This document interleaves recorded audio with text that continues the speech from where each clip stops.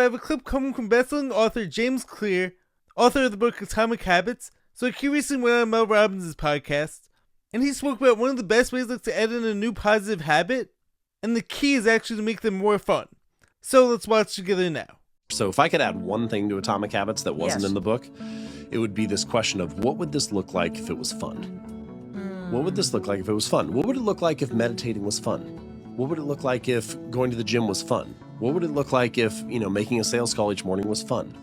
And that doesn't mean that your habits are going to feel like the most fun thing in your life. It's not like, oh, this will feel like going to a concert or something. But let's take just a common one like exercise.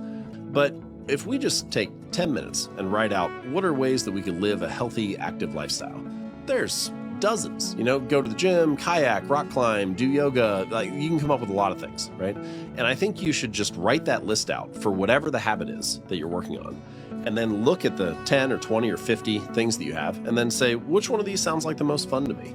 Which one of these sounds most engaging? And you're much more likely to follow through on that. So this was actually a phenomenal overall episode, and I would highly recommend checking it out for any of you who haven't. So I love this question.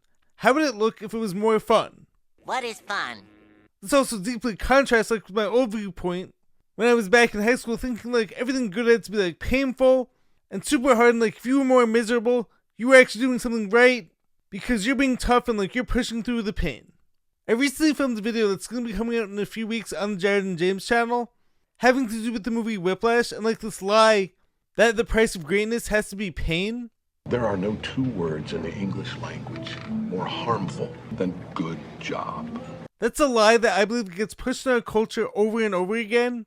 I mean, of course, we all see the whole Mamba mentality, Kobe Bryant training 6 hours a day. And look, I love his mindset, and he's one of my favorite all-time athletes. But so many of us are forgetting that, first off, that's the only thing that he was doing during the day. And he has a whole training staff helping him to recover. And furthermore, I hate to say it, but his body broke down towards the end of his career. All these injuries started to pile up because of all the extra stress he was putting his body through.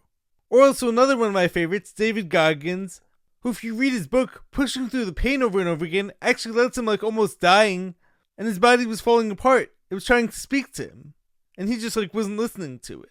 So it sounds great and it gets glorified. And once again, both their mindsets are incredible, and I love them, and there's so much to be learned from them.